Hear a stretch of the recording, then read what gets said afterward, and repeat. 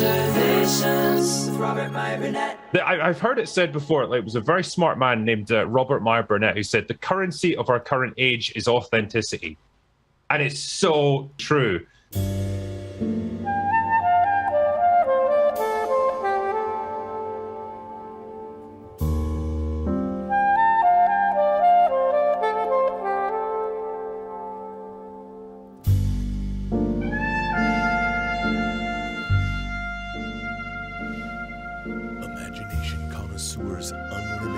Association with Max Allan Collins presents True Noir, the Nathan Heller Case Books. And you know what?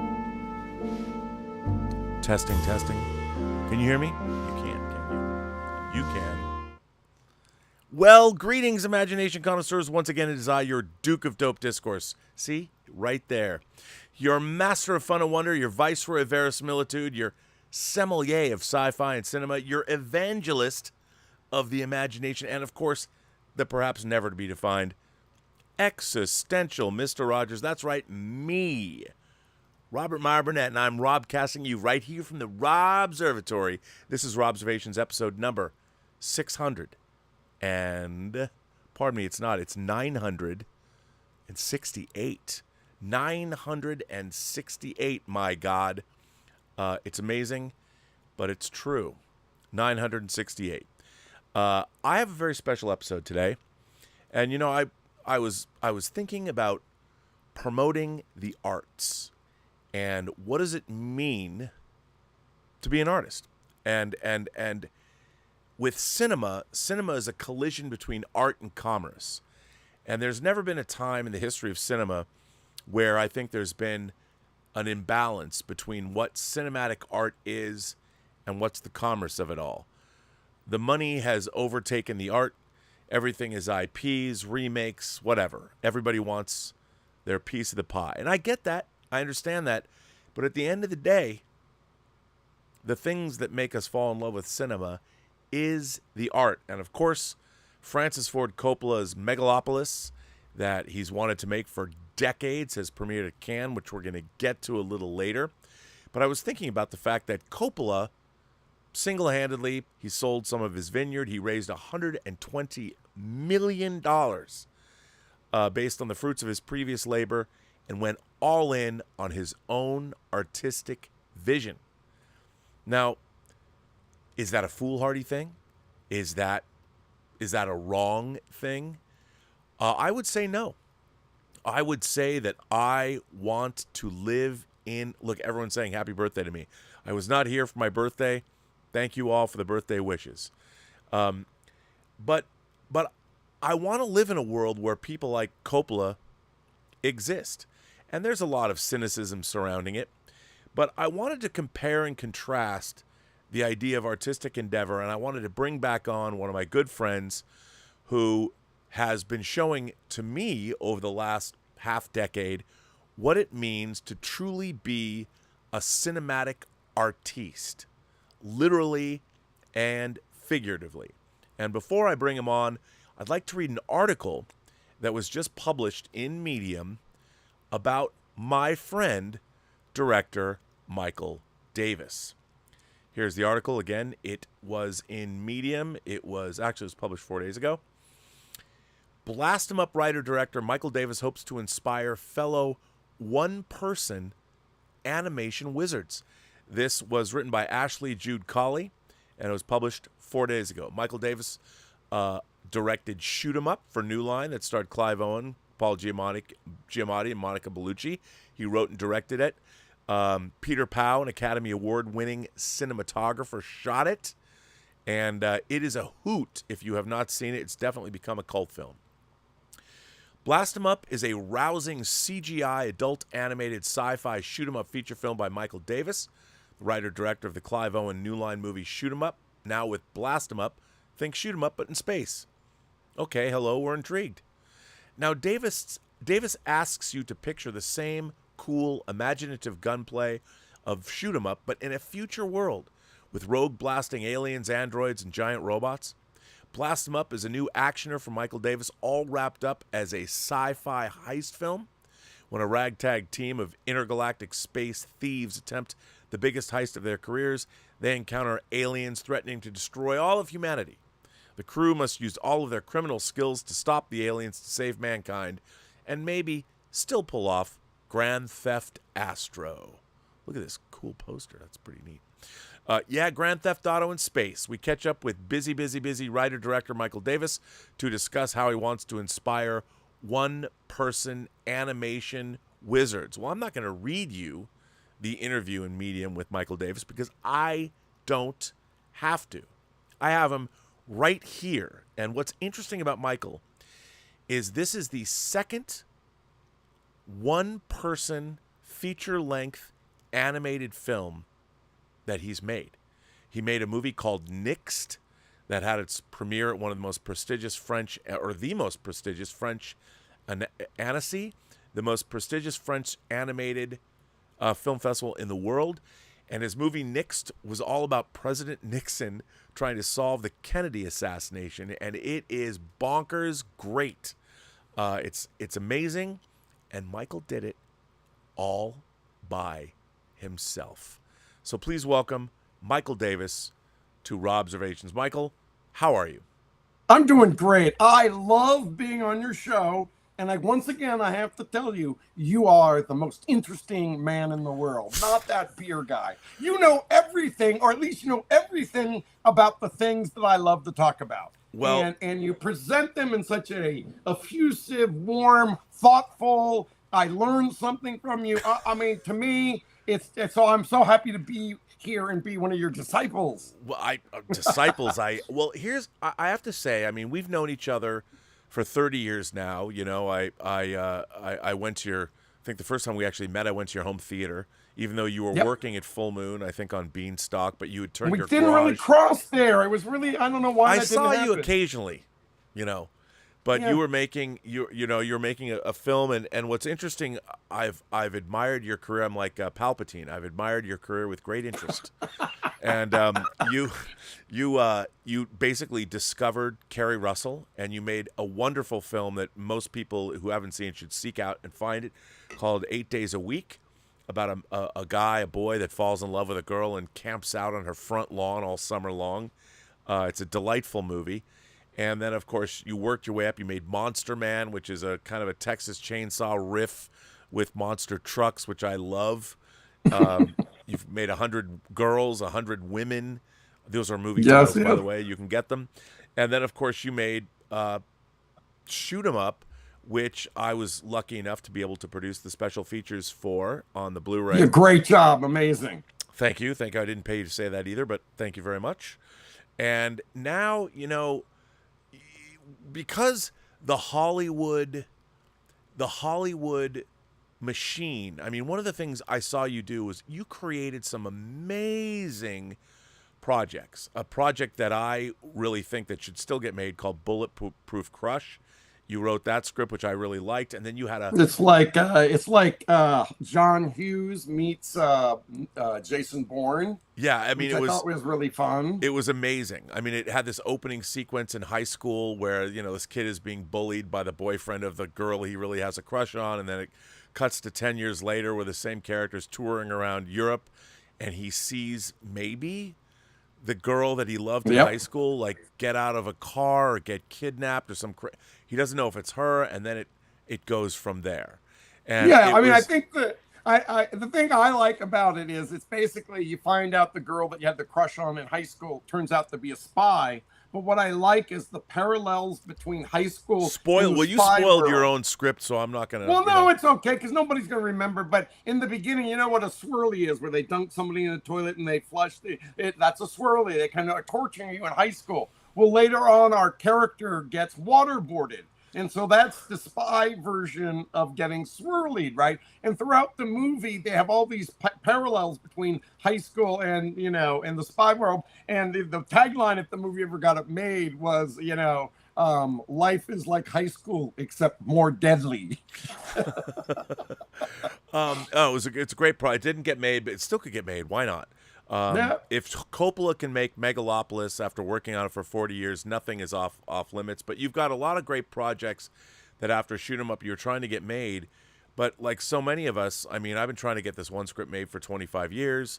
We all got these passion projects like Coppola has, and sometimes in this day and age, it's so hard to get anything made. I think that the new way is to do it ourselves. And whether you can go directly to the audience. And when you told me when you were working on Nixed, I remember the first time I came, because you work out of your garage just like I do. You've got your own... everybody. I have the space thing here, but look how crappy my garage is. But I try to make my brand look a little bit more sci-fi, but it's all an illusion. It's not crappy. I mean, come on, man. My observatory. It's fun, but I'm putting on a show here with my background here. I'm trying to get it framed up again. But yeah, I just sit in my garage and I listen to audiobooks. I cannot wait for your new series to come out. And he didn't pay me to say it, but I actually listened to all the Nathan Heller adventures while I was doing Nixed. Oh, wait do you hear when we start announcing our cast? Even I'm like, oh my God, I can't believe it. But yeah, so thank you for that. And Max Allen Collins has, it's so funny when I roped Max into doing this, and he agreed to do it. Mike Bodden roped him in. I was unprepared for the level of the quality of his writing, and I've never worked on a project. I mean, money is an issue because we're a low budget. That's part of the reason we're crowdfunding too. But we're a low budget. We're not making, a big budget movie. But everybody that we've gone to, and we've gone to some pretty big people, everyone has loved the material. No one just outright passed on it, which has never happened to me ever trying to cast things. But I think the concept of the novels, and therefore your project, is the greatest. I love detective novels, but Nathan Heller encounters real life mysteries in real life famous people, whether it's Bobby Kennedy, Marilyn Monroe, Al Capone, Frank Nitti. And I love history because they're great stories. And also he does such great research. And it makes you wonder, did Max actually really solve it when writing the novels?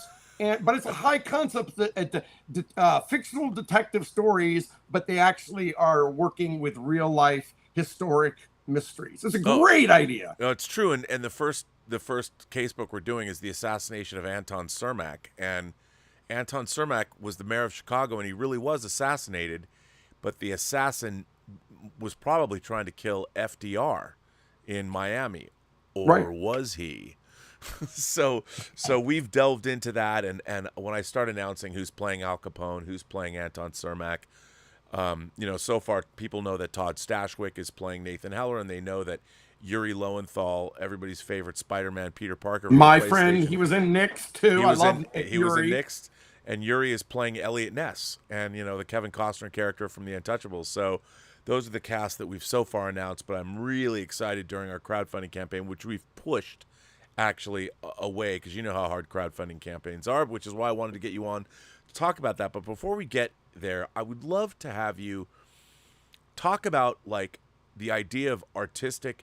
What did you come up against? So you finally achieve your dream. You make a $40 million studio movie. You got big stars, and you got Clive Owen and Paul Giamatti, who were fucking great in the movie. And you've got Monica Bellucci as a character called the Milk Maiden. Servicing. It's actually DQ, like Dairy Queen. Dairy Queen, DQ, that's right. Right. DQ. But that's okay. Right. Yeah, I always call her Milk. That's a little bit. She's my Milk Maiden. Okay, all right. But yes, DQ Dairy Queen, because she deals with people who like a lactation fetish. Fucking great. So for research, I actually paid a hooker that did the lactating fetish to see whether or not because I just done it based on what I had read, whether I was really accurate or not. Everybody says that. How'd your wife feel about that? Come on, you have the most lovely wife in the world. The funny thing is I met her in this a hotel room because she felt more comfortable, and I met her in the morning, and she says, "Look, if I don't use the mini bar, you're leaving now. Can I use the room because you paid for it? It's better than it's just sitting here empty." And I said, "As long as you don't trash the room, I'm happy." So she got me. I kind of financed her day. But the interest. Well, anyway, I don't want to go back. That's an amazing. Okay, that's an amazing. I've never heard that story. This is a Rob's exclusive. If you remind me later, I'll tell you. She told me the type of personalities that actually liked the lactating fetish, but I don't want to distract on what we're Yeah, talking we're getting about. off. We're getting a little off topic, although hubba. I'd like to talk about this.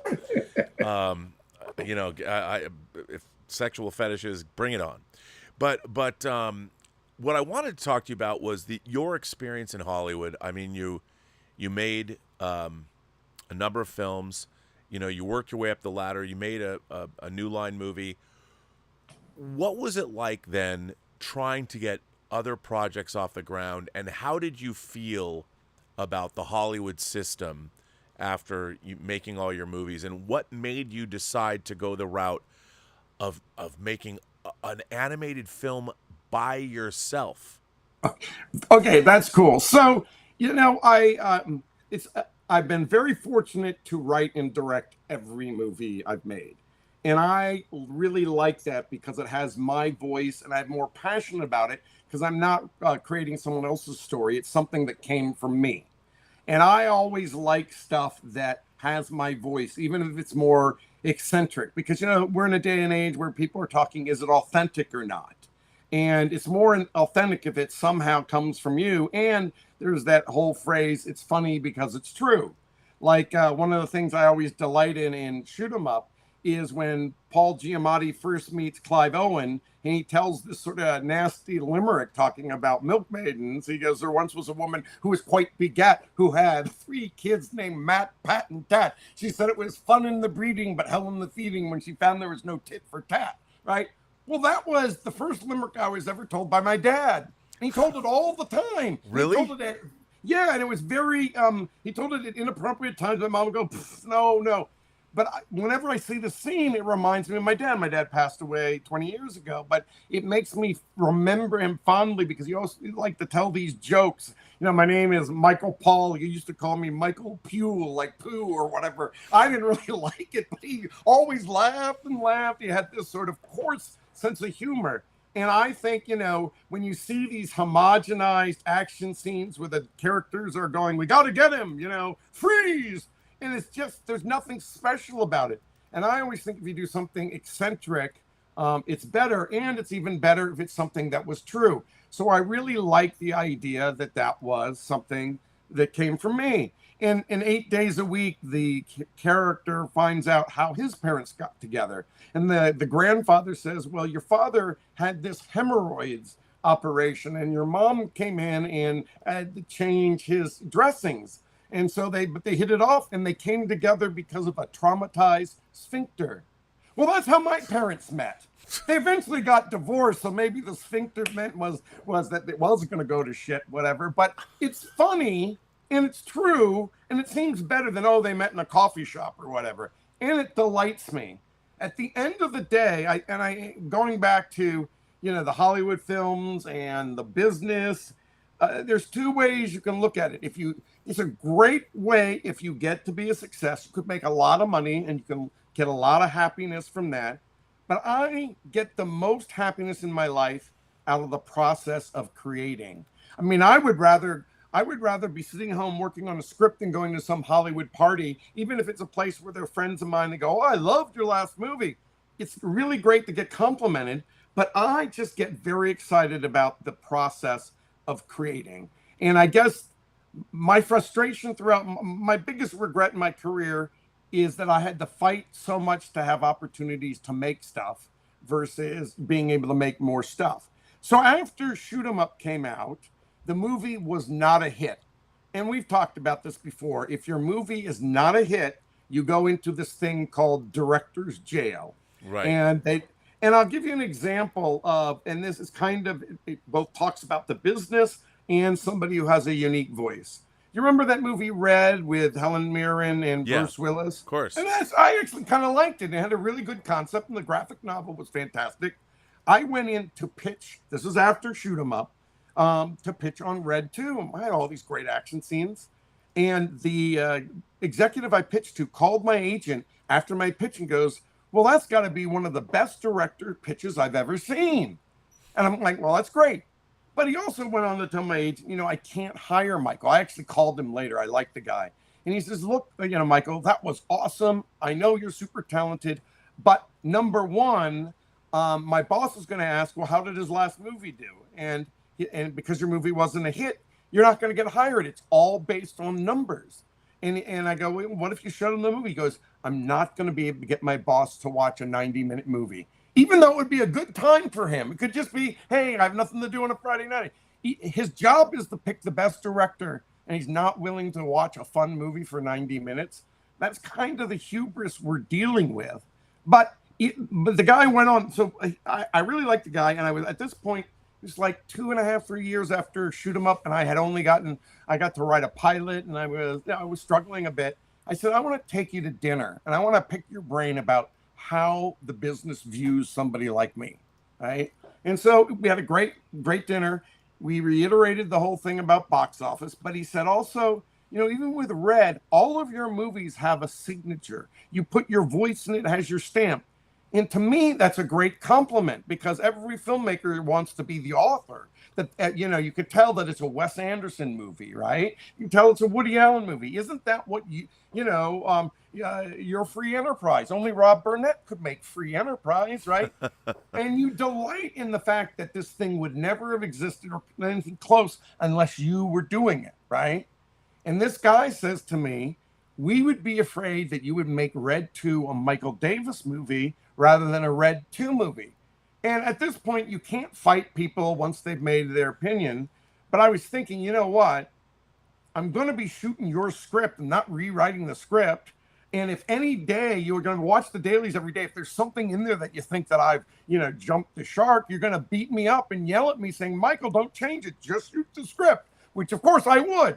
And then but you at least get the great Michael Davis action, right? So I don't understand why they would think that I would turn Red 2 into a Michael Davis movie. The only thing they would get is more innovative action. But that's how they think the business. It's a bizarre way to think. It's based on fear, and in some ways, I used to be a very angry, very depressed, because I'm talented and I write, I storyboard, I animate, I direct. I'm a nice guy. I work hard. I show up, but it's actually human nature. Like, like even this whole thing of ageism. And there were a couple places where I went in and pitched, and it was a bunch of young executives, young producers. And the thing about it is, if you're going to spend 2 years with somebody, you want to be with somebody that you connect with. And if I were in my 30s, I wouldn't want to be giving notes to somebody that was the age of my father. It's uncomfortable. And so especially now, the people that are in their 30s know less about the business, right. I think, than ever before, because people don't love movies anymore. Right. They didn't grow up with the same, I always say that movies were the art form of the 20th century. Yeah. Nowadays, there's no scholarship. There's no interest in stuff. It's really bizarre that all the people calling the shots in the business know less about it than ever before. Yeah. And so I used to be real. I agree. I think it's terrible and it's kind of like pathetic. But at the same time, when I came to understand that some of it is just human nature, and I found that in the business, the culture changes people, because you kind of have to add your boss, you're going to lose your job unless you make a hit movie, or you get to keep your job if you don't make anything because you don't have a flop. You're still somebody with potential. But the moment you commit to something, if it doesn't hit, you're out. But I've just come to accept that's just the way it is. I'm not going to change it. But I'm lucky, because my favorite thing, I don't care about money, right? I don't care about cars or clothes or whatever. I eat junk food. I just like making stuff. And that's exactly me too. Yeah. And the thing about I couldn't talk mad shit on the internet if I wasn't also making something. Yeah. On the side. But the thing is, the Nathan Heller thing is, you love that genre. You've read those books a gazillion times. You love the Road to Perdition, and the format that you're doing it in now, you have total control, total altruism. I haven't done anything in a long time that I have absolute total control over. And what's really interesting is, like, I don't know if people are going to love it. I know that the Max Allan Collins scripts are, I wish we were filming them as a TV series, because they're amazing. I know that we're going to get something that's amazing. But for me, I grew up loving audio dramas. I listened to the Power Records presents Captain America and the Falcon. I mean, whether it was the NPR Star Wars thing, but one of my favorite things in the world was the CBS Radio Mystery Theater. And now, with people commuting and people at the gym and all that, audio books and audio stuff has become huge. And I'm like, okay, I want to take my love of film post-production, and why can't you make an audio drama sound like a movie? Because you know what I used to do when I made mixtapes in high school and college? I would take scenes from movies and put them as interstitials between the songs. That's pretty good, but you weren't like me who taped off the James Bond movies off the TV set. Oh, I did. But I have to tell you, so I went to the movie theater and I had a cassette recorder, but I brought my extra batteries. And the bag tipped over, and for 5 minutes, the batteries would roll down the incline, and people would be looking down, what the hell is going on here? No, but I'm happy. The thing is, it's the act of creation. We have our movie White Devils, this low-budget film that it's at the Cannes Film Market, and working with Xevious, the artist. He's a great artist. I just called him up out of the blue and said, well, contact him via the internet and said, hey, man, we need a poster. And I was working with it. This is the fun thing about the world today. So Xevious, I'd work with storyboarding a project. I knew he's a great artist, and I asked him to do art for White Devils. I showed him the movie, and I said, I want unfettered creativity from you. And then I was contacted by another guy, Bartos, who lives in Transylvania of all places. He's been watching me on the internet. He said, here's some of my artwork, which is fucking phenomenal. And I said, well, I kind of want to treat this audio drama like a movie. Could you come up with some concepts? And he fucking crushed it. Oh, yeah, I love the artwork. I love it. I mean, he crushed it. And I've also got Dave Dorman, if people know who he painted, like, the Dark Empire I love Dave. And Denise, He's- his wife, has been helping me. She's a Dynamo, too, Right Brain Media. Yeah, and Dave's painting a picture, a poster art for us. I mean, it's just amazing. So, because, he's the biggest sci-fi painter out there. He's done all that Star Wars stuff. Amazing. So great. No, and it's knowing all these people, but having the control of it all, and it's. But the thing I'm most curious. Can I go back there? One of the reasons why people go, go, why do you need to have control, right? Well, you make this thing, you go, oh my God, this is great. I love it. It works so fantastic. And the worst feeling in this world is to come in when somebody who doesn't know what they're doing, isn't as passionate about the art, and they want to make you randomly to feel like involved. They ask you to change this beautiful thing. That's why you want to have control, because it's the worst frustrating feeling that when somebody fucks up something fantastic. Oh, dude. And here's the thing. I and you, we know better. Like, the thing is, I can't stand anymore. Like, I think the reason that I've stayed working in the independent world is, and I fixed a lot of things, like I get brought on board projects that are, but I would say this. I would say that any of the projects, look, I know that the movies that I've worked on are not anyone's favorite films, because I'm going to have to interrupt you. But people think that, because you haven't made a blockbuster or made this big Academy Award-winning thing, that is a statement of the level of your talent. Yeah. And everybody thinks that every film is the person was the person that made it happen. And it's not true. In this business, you have to find opportunities to move forward, to build your experience, and you just have to do what you can do, what presented to you. And they're not a reflection. I mean, I think you're one of the funniest writers ever. My favorite script I've ever read is your sequel to Free Enterprise. I just love that movie. You're so funny. And you're not just a comedy guy. But some people would say I'm not a comedy guy at all. Somebody I cared for deeply is like, "What do you know about comedy?" I'm like, well, I did make a comedy. Ask Michael Davis.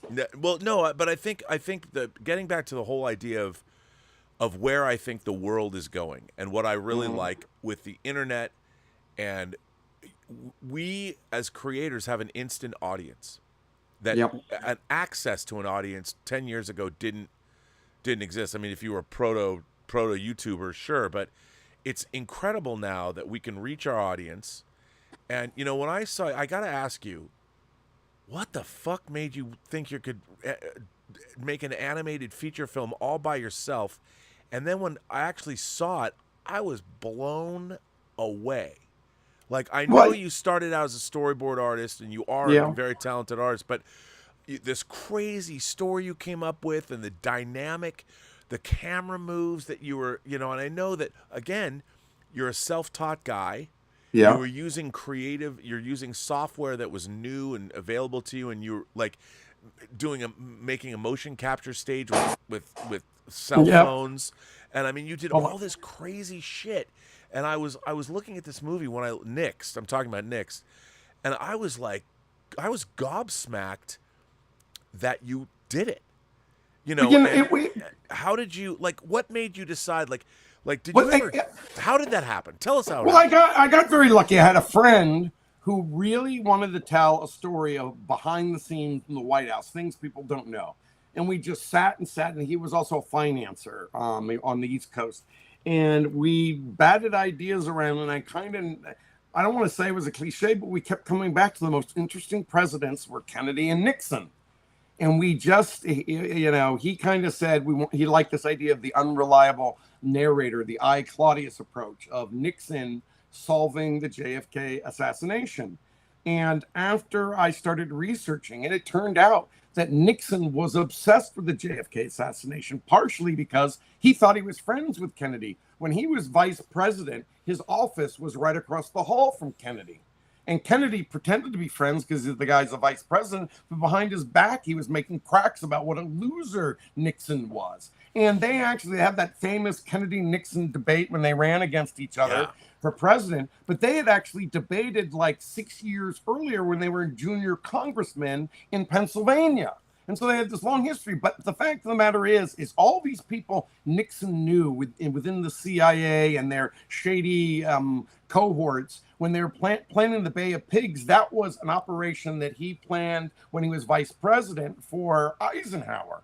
And all these people that he knew ended up being characters in the whole JFK assassination.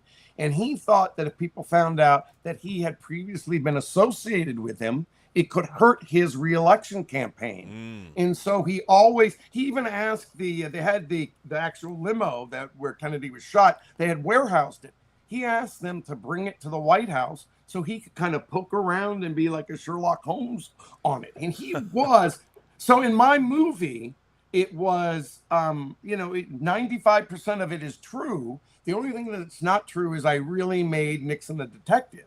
But I want to come back to the whole thing of feeling, well, what is Nixon? How did I make it a film that I loved? Well, obviously, I love detective movies, but I used to cut the grass for this woman named Mrs. Boswell. And I knew even when I was a kid, I was always a little bit sad because her husband was one of the doctors that did the Kennedy autopsy. So every time I cut the grass, I thought about, the dead Kennedy. And up the street, there was this guy, William Ruckelshaus, who created the EPA. What great names. Yeah, but Ruckelshaus was the first guy to resign from Nixon's cabinet. And when I was growing up, I played this game. Do you ever play this game, Landslide, where you can run? You have to get a majority of electoral votes to become president. And I'd become the sixth grade class president. There was a period of time where I was a politics geek. Nowadays it just drives me mad. But I campaigned for Nixon just because he was going to be a winner, and my parents were Republicans. Boo! But I was standing outside, far enough away from the polling booth, handing out Nixon pamphlets and making jokes at what a loser McGovern was to the girl passing out the McGovern.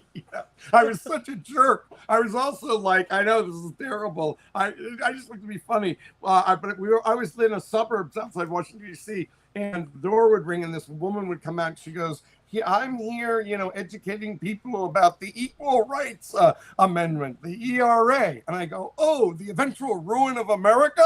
And I was so stupid, right? I mean, of course, I'm for women's rights. But back then, I just like to be a cad, right? But I'm coming back to it. It's just, I love putting something of myself into this movie. And I really felt connected with this JFK assassination, and even little things like everybody now knows that I'm the huge James Bond fan.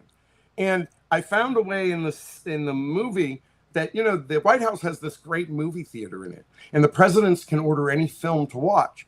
Well, in my movie, in Nick's, Nixon ends up watching the original Murder on the Orient Express, which had Sean Connery in it. And so I got to make a movie with Sean Connery in it because I drew him in it. And that just delights me. And I'm going to kind of come back to it because I was thinking about the Coppola film. Now, I don't know if I had 120 million, if I was in my 30s, 40s, or 50s, I would risk that. But at this point, Sure, Coppola, you would. Come on, man. I probably would. Okay. You'd totally but do the thing is if Coppola can sell all this stuff, what is the best thing you can have right now? Is a great life experience. And he loves making movies. And just like me, I got fed up chasing money. I raised Orson money. Welles said his biggest regret in life is he spent most of his life chasing money. And he says it's a waste of a life. He said, can you imagine? Well, I would like to read what Coppola said. Well, I actually, have a you quote. you have it. Okay. I have the okay, quote. good. Here's what Coppola said. This is what he said at a press conference in Cannes. When you're this old guy dying, you don't want to say, I wish I had done that and that. I did all the things other people would just regret that they didn't try. Because in the end, you die.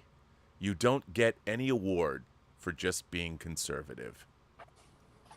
And I'm like, I mean, his entire career, he risked all of his money he made on Godfather and Conversation.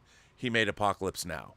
Well, you keep going. I'm going to look up. I have a different quote on my Kickstarter page that Orson Welles said, but keep going. Well, this was Coppola said this in Cannes. Oh, Coppola said this. Yeah, Coppola said this in Cannes, so I agree. I mean, like, dude, if I won the lottery, I would just spend. I would take care of my family. I've used that exact thing. If I won the lottery, man, I would just put it in the movies and put a little bit away. Can I read my? But this is Orson Welles, who people say made the greatest movie of all time, Citizen Kane. Okay, and it's actually more specific. But then the rest of his life, he just struggled to make anything. Yes. Here, let me go. And he should have done what Coppola did. He goes, I have wasted the greater part of my life looking for money and trying to get along, trying to make my work from this terribly expensive paint box, which is a movie. And I've spent too much energy on things that have nothing to do with making a movie. It's about 2% movie making and 90% hustling. It's no way to spend a life. Oh, it's a very famous quote. I love that quote. Yeah. But the thing is, he didn't have a choice. I mean, look,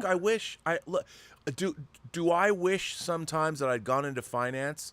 Do I wish when someone came to me and said, "Hey, have you ever heard of cryptocurrency? You can buy a Bitcoin for a penny." 15 years ago, I'm like, "What the fuck is that? I don't give a fuck about what? Yeah. You want me to buy what?" And I'm like, I should have put every ounce of money I had in crypto 15 years ago. 2009, I think it was. You know how much money I have right now? Well, it's Back to the Future. But, you know, the interesting, what's the fellow that produced the movie Crash? Which one? David Cronenberg's Crash? No, the one before, the one with L.A. and all the people intersecting, won Academy Award. Yeah, I don't remember. Oh, come on. You'd recognize. No, anyway, you'd recognize his name. But that guy actually, he sold $1 million screenplay started out as a writer, but his family was in real estate and didn't like. You mean Paul Haggis? Not Paul Haggis. He directed Crash. The guy who financed it, the producer. Oh, well, hang on. Okay, you'd recognize he started this But anyway, to finish the story is he went back to the family business, worked in real estate, and became a multi-millionaire. And he came back to Hollywood loaded and saying, "Now I don't have to chase money. I'll make whatever I want." And so he did what you said. He went back into finance. But he came back to his first love, storytelling. We got to get this guy, and you will recognize him. He was a big cheese for a while. Well, it was produced by Mark Harris, Bob Yari. Nope. Let me see. It might be Bob Yari, but Don Cheadle. Here's the producers: Don Cheadle, Paul Haggis, Mark Harris, Bobby Morosco, Kathy Schulman, and Bob Yari. Maybe it's Bob Yari. It might be. But he had name of the company was big. He financed a lot of things. But anyway, going back to Coppola and going back at the end of the day, I think there are a lot of people. I just want to say that I just want to say to toot my own horn. Yes. Bob Yari produced the 2 Agent Cody Banks movies, of which I am the only single card credited producer on. Thank you very much. And you know what? You deserve. That's You get what you super negotiate. fun.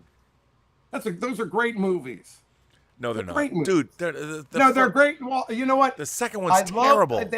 They're movies that make me happy because I love the concept, and maybe it's because I'm James Bond nut.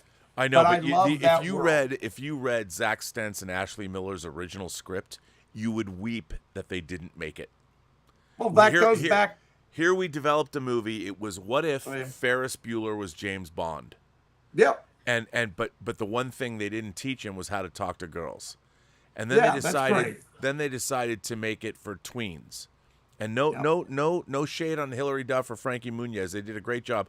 But Harold Zwart, there's no verisimilitude in Agent Cody Banks. And if they played it, if they'd made it, that script that Zach and Ashley wrote, and by the way, Zach Stentz and Ashley Miller, that was their first, my friends, their first feature writing credit. They went on and wrote Thor and X-Men First Class. And didn't they do a series for Netflix that you worked on?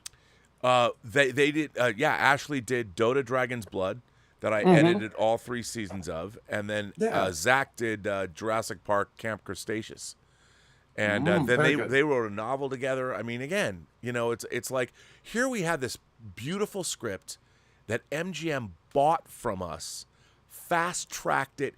We sold it in February. It was before the cameras in May.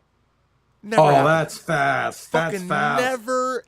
And within a year, they greenlit the sequel. If they had just fucking made the script that they bought from us, because some numbnuts, I'll say it, some numbnuts at the studio said, well, why don't we make it for tweens? I'm like, no, man, this is fucking for 16 to 24-year-olds. If you're going to college, this is the movie. It's not Richard Grieco and If Looks Could Kill. This is a fucking dope-ass script. It was awesome. And then what MGM fucks didn't it up. watch Ferris Bueller. You got to go. Fuck no. You don't want to change the essence of something because then all of a sudden it becomes like a Frankenstein monster pieced together with different body parts. No, and they brought in other writers to tween it up, and not Frankie Muniz and Hilary Duff were fine. They did a great job. But the problem was, Harold Zwart, he did 5,000 Miles to Graceland or whatever, 2,000 Miles to Graceland. It's like they made it as a goofy kids film. If they had played it, I was like, the tone has to be like Back to the Future. Yep. That was my That tone. would have been big. It was James Bond meets, not that there's time travel, but then we had to sit there and watch the studio. They bought this script from us. We win the fucking lottery. The studio buys the script from us, and then they fast track it. Who sells a script to a studio and then they make it 3 months later? Right. We win the fucking lottery, and then they're like, after like some fucking dumb motherfucker, and I'll say it, goes, we should make this movie for tweens between 8 to 12. I'm like, what the fuck are you talking about? 8 to 12. They still think girls have cooties. I know. For fuck's sake. And so then there's no sexual dynamic, and then also tweens aren't yet ready to be interested in girls or girls interested in boys. It just changed the whole thing. But now no one seems to be interested in the opposite sex. Oh, I am. Me too. Although I've been listening to Billie Eilish's new song "Lunch" all day, I'm like, I relate. Her sentiment in that song is exactly how I felt since I was 13. I'm still listening to James Bond on my cassette tapes. I can't keep up with the music, but I would go back to the human nature part of it, which fucks it up. The more people you have, is that your person that said the tweens thing, right? All they wanted to do was say that they put their fingerprints on it because they wanted to validate their job, right? And that's the problem. I told you about the guy who wouldn't watch my movie to see whether or not I really might be good for Red 2. There's just no thoughtfulness. The other thing I thought was really interesting, my wife got to take she works at UCLA in the theater TV department, film department, animation. and she had to take night classes for free. And there was a guy that was talking about communication and marketing. And he said there's two types of people: people that like to think to talk, and people that like to talk to think. And I'm a think to talk. I like to figure everything out before I come and talk to somebody. I want to figure out what do I know about this? What do I have to contribute? What would I like to do? What's my big idea? But there are other people that like to have this sort of community, like a round table, and they like the interaction, like a salon, and they like to, but what happens is that when I think to talk, I'm not going to speak out and talk about an idea unless I have molded over and I believe in it. But what happens in Hollywood is that you have these meetings, you get the producers, studio execs, the director, maybe the writer, and they want to change things or whatever. And you also want to feel like the meeting accomplished something. So they want to actually have something come out of it. But so they talk and they spitball, and these people are throwing out ideas that they've only thought about for a second. It just popped into their heads. Yep. But because everybody wants to say, okay, we decided something, rather than saying, let's mull it over and talk one more time and then commit to it, they commit to the dumb idea in the room, right? And so I don't like the committee thing because people don't live with an idea long enough to validate it. You know what I mean? Well, and also, I mean, when you go into meetings, like you just said, somebody like I've been working on something for years and years and years. I've thought every permutation of it through, you know, and I go in and present it to somebody, and they feel, one, they have to talk about it. They have to say something. Yeah, they have to win points with the boss to sound smart. Like, yeah, and I think for me, like, what I love about what we're talking about is, in terms of art, I love that I have a bunch of people I know that I respect, that I can just call them up and go, man, you fucking rule. And I'm like, I've got this project, and I want you to do this. And the same thing was true of my friend Xevious, who's an artist, Canadian. He's up in Canada. I said, hey, can you do this? I know he's going to knock it out of the park. But then he begins his own creative process, and I'm Mr. Cheerleader. That's as a producer, I'm cheering him on, do this. Same with Max Allan Collins. I mean, Max Allan Collins is, every time I get for this True Noir project, when I get his scripts, I'm always blown away. Like, but the thing that you have, that not only are you a cheerleader, but you are actually so smart about so many things in entertainment that when you actually do give a note, it's not like because you want to put your fingerprints on it. It's because it comes from a place of knowledge, and people want to work hard for you because you know what you're talking about. But that's what I'd like to say. That's what good producing is, you know. And one of my favorite things of the last month has been getting a script from Max Allan Collins, reading it, sitting back and marveling at his writing and the character interaction. And I read it aloud. You know, I'm on my phone. And Elizabeth's like, "What are you doing?" I'm like, "I'm reading this dialogue aloud because I'm trying to think, you know, how we're going to cut it, even though it's audio." And I'm like, "This is so good," and I'm just blown away by it. And to me, I'm not going to tell Max Allan Collins how to adapt his own novels. What he gives me I already did the job getting into this project with him. I'm not going to, I mean, I can tell him technically, like, hey, listen, I'll tell you, this is so funny. I'm obsessed by this.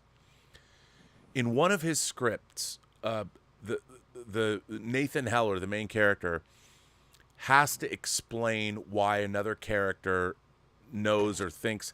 So there's actually an audio flashback. Oh, yeah. How do you do that? That's exactly right. Yeah. I've been obsessing about this. And I'm like, how do you make an audio when you can't see anything? You can't use sepia. You can't make it or black sepia and white. or do a dream thing or whatever. And or I don't have the answer change yet. the cars. You can't do that. Don't know. But he's written this, and it's this segue. It's almost like in Stand By Me, when they talk about the different stories. You go back and you see Rob Reiner directs like the Barfarama when they have the pie eating contest and everyone throws up. That's like a total, like, how do you do that? But the only tools you have are audio tools. Like, does Todd Stashwick say something different? Like, I don't know. And I still don't know. I've been talking about this and mulling it over. Like, I don't know.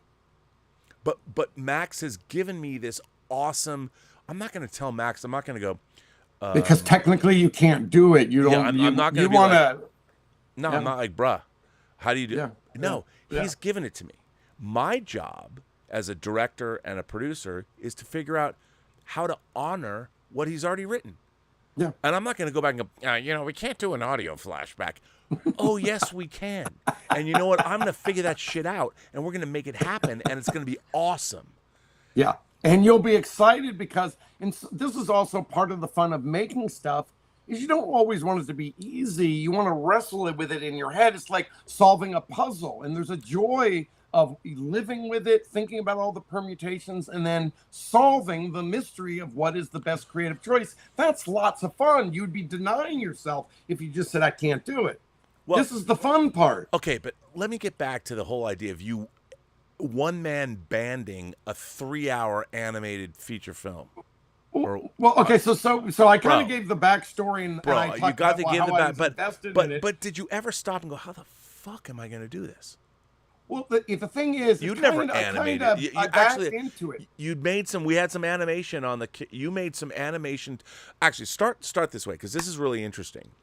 You sold Shoot 'Em Up to New Line, and you made some animation. You even animated yourself. Like, hi, my name is Michael Davis, and this is the movie I want to make. And you made these fucking. Oh, by the way, they're on the Blu-ray. If you have the Shoot 'Em Up Blu-ray, that's right. I animated all the cool action scenes so people could see what was in my head. They are fucking amazing. Now, this is the first time I'd ever seen you do something like this. So your animation that you did all yourself, and which you introduced as an animated Michael Davis that you animated. Well, that I actually did later. I did that for the internet. I had but it's pretty animating, it's pretty and I put dope. a little, so, it's but pretty, was funny. Was that the first time you'd ever animated anything? No, when I was in 6th grade, my teacher saw that I drew Mickey Mouses on the back of my homework, and he brought in his Super 8 camera.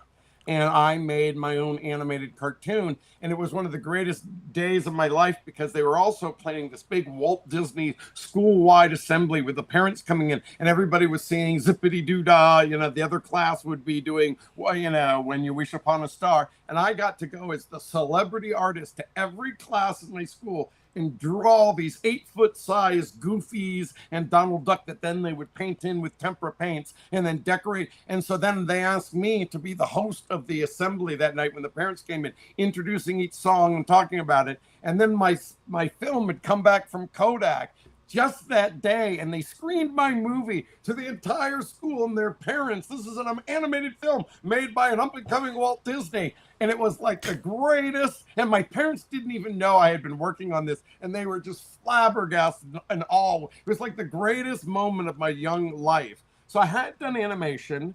I wanted to go to Cal Arts, but my dad said, you should go to art school, be an illustrator. I don't think you want to sit behind a desk drawing all day, but if you do, you can always go to grad school. And so then I went to film school at USC.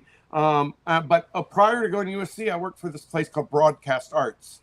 And they actually created Pee-wee's Playhouse, but they'd also done those original MTV logos, remember? Oh, yeah. It was that's what they were known for. So I had worked for them, and I had animated some education. I did this thing, Bernoulli's Principles, with the air molecules, how it creates lift and all that anyway. So I had animated, but I was not that good. I wasn't a good traditional animator, but I could do it, and I'd always loved animation. I mean, that's the thing. I was into Johnny Quest. I got this Fisher Price. Remember you had that Fisher Price where you could get a little cassette and Disney's Lonesome Ghost. So I always Dude, I watched that Lonesome Ghost cassette 1,000 times. Me too. Okay, so that was the best one. Some of them weren't as good, but the Lonesome Ghost. That was the best one. Best one. That was the best one. So I had done some animation, but jumping. So I liked the motion comic that came out with the Watchmen movie. I thought this is a pretty interesting way to make. It's pretty, and it was pretty slick. I thought it had scope. Yeah, it was and really so good. I pitched it as a motion comic, right? Because my friend was going to try to do a bunch of documentaries and something that was historic. And I said, well, why don't you do something that's animated? And we started the conversation. But as I started animating it, it became much richer and it was much better than a motion comic.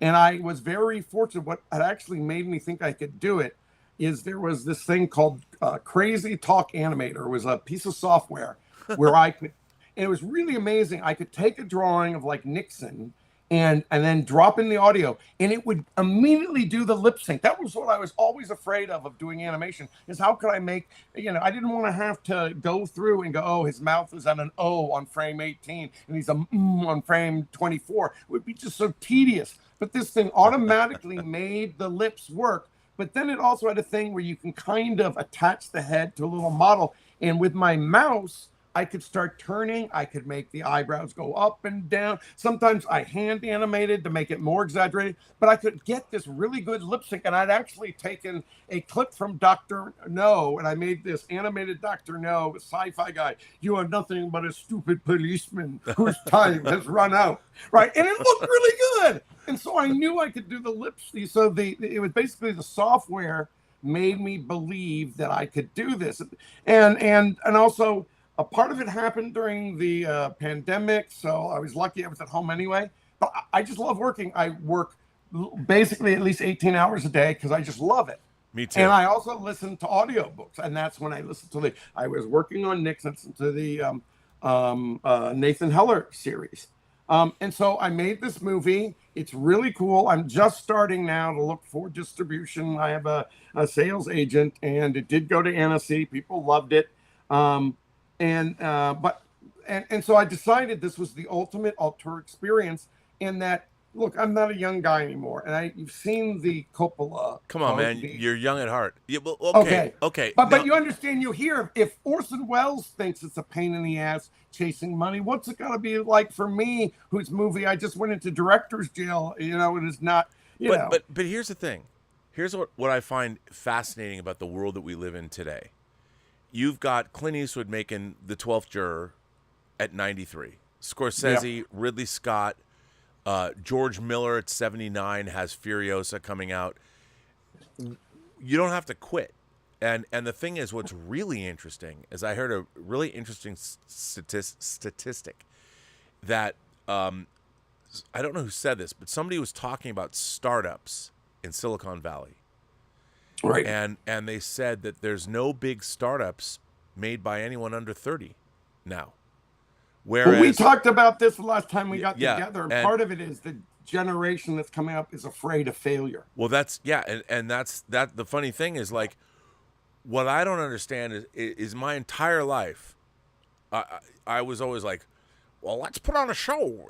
You've got a barn, and you've got this, and you've got that. Let's just do it. Let's just make it happen. Yeah. And never in my life, ever, did I ever.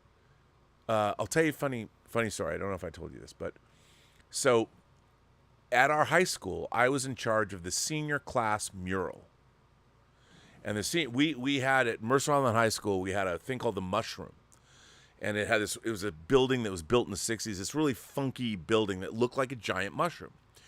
And not a giant nipple. No, not a giant nipple, but a giant mushroom. And when you walked into the locker bay, and everyone had, the mushroom was this big giant room, and everybody would have lunch there, and then you'd walk into the locker bay, and the locker bay was where the sloping thing, and there was a little bit of a wall right here when you walk in there, and that's where the senior class mural was painted. But if you went up, there was a big wall here on the, like, where the kitchen was.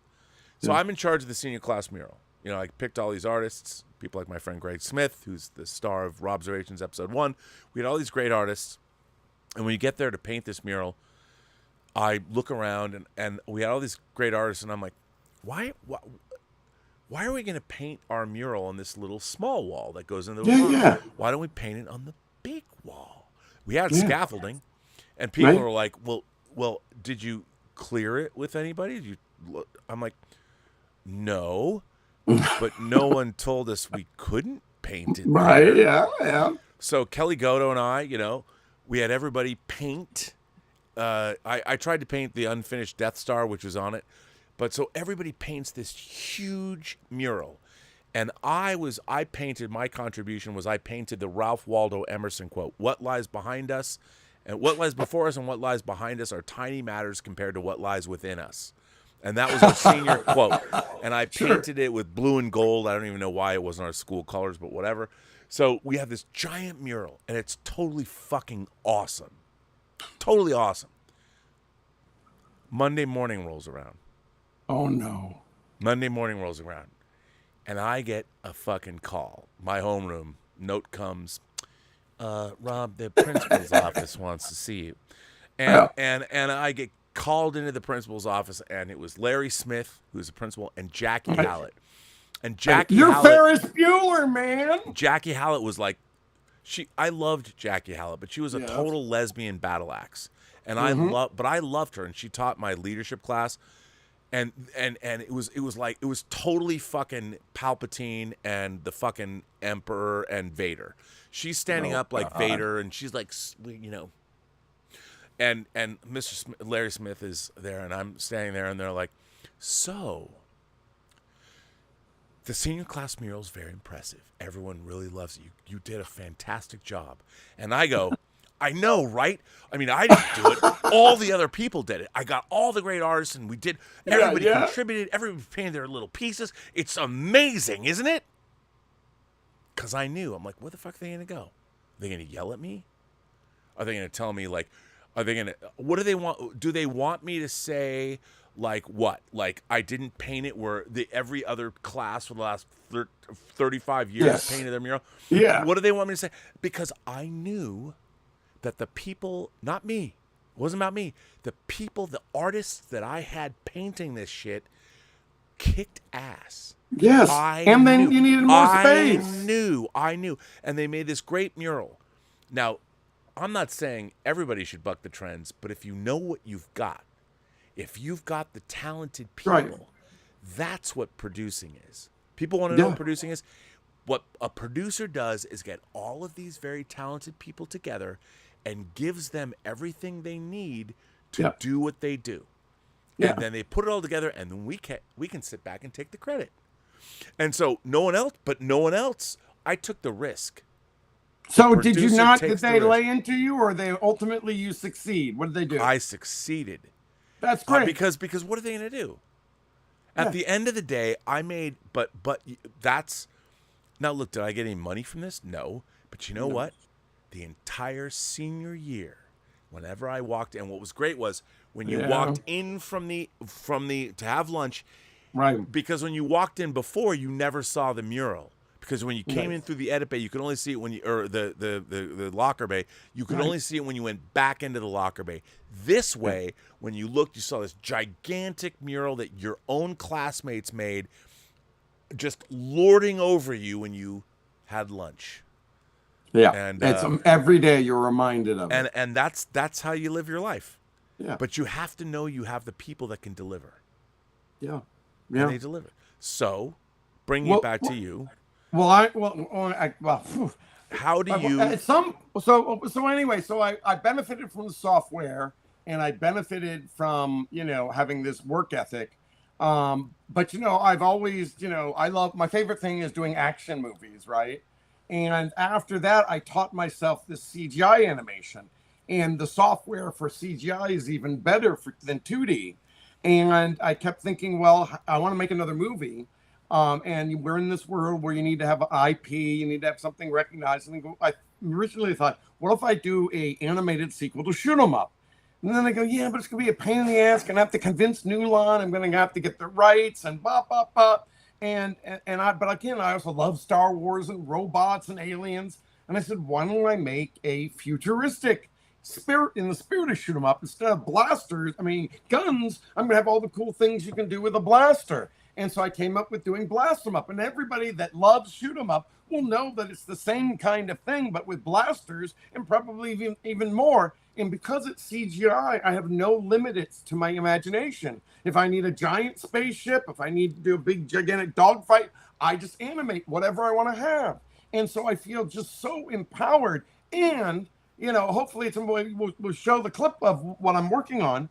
The actual production quality, it might not be Pixar, but it's better than Clone Wars, The Bad Batch. And if one guy can make something like that, then other people, I'm hoping people will see, look at Michael's process. Look, he used this software, this one, and I have a great script, and I have a determination. I'm going to make another animated movie, and I don't have to make a small indie movie because I only have $50,000. I can make a movie with giant scope because I'm going to do it with CGI. It's just amazing. The thing that you're going to see here, the trailer, I animated in 3 weeks. I built everything. I sculpted the models. I lit it. I wrote it, whatever, in 3 weeks. And I did it before some of this new software came out. There's a new one called, and I want to preface it, this is not an AI piece of software, but they thought it was marketable. So it's called Move.ai, but it's really James Cameron level motion capture, but you can do it with your iPhone with 2 to 12 iPhones. I've done a couple pieces with 4 iPhones, and it captures a motion capture fantastic, but also because you have these cameras creating like a little circle around it, you can have multiple actors and they can pass in front of each other. They can interact, they can talk. And because it's not just one camera on one angle, and if one actor blocks the camera, the other actor isn't going to be seen because you got all the cameras all around. It's always figuring out, how to do the motion capture. It's going to be even easier and faster. So I'm just saying the technology is just going faster and faster. It's going to be easier for people to make their own visions. What I love about what you've done is, like you were telling me, that people are like, well, why don't you use Unreal Engine and make it look? I love the fact that you have a style. I'm a big, I really do like anime. I mean, my favorite anime series of all time is Legend of the Galactic Heroes. You talked about that, yes. Most expensive, $800 from Sentai Filmworks. Worth it. And Space Battleship Yamato, it's a different thing. Do I like things like Your Name and Suzume and Belle? Sure. But what I like about what you've done here is you have this Michael Davis style, the same way that especially the faces, like morphing. Why don't I show the? Should I show? Yeah, they'll understand. So this is my next movie. It's a follow-up to Shoot 'Em Up. And I'm also going to do a crowdfunding so I can pay actors and stuff to help me. But I'm going to animate it myself. Okay, here we go.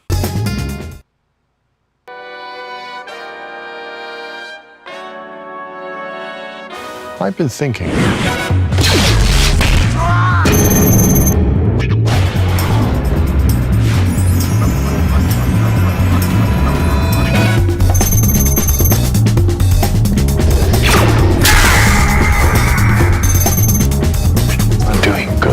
It's just good business. I'm sorry.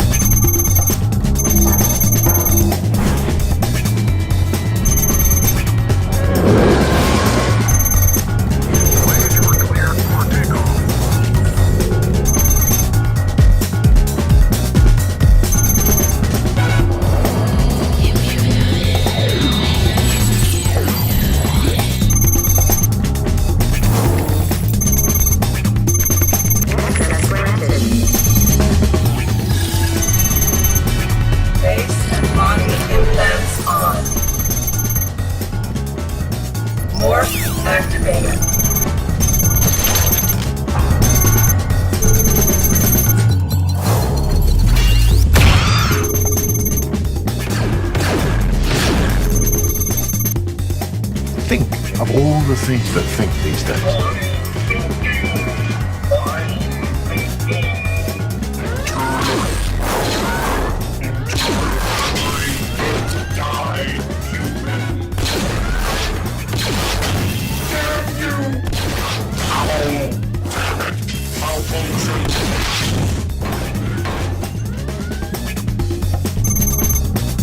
Everything. What a way to make a living. Wait, gets worse.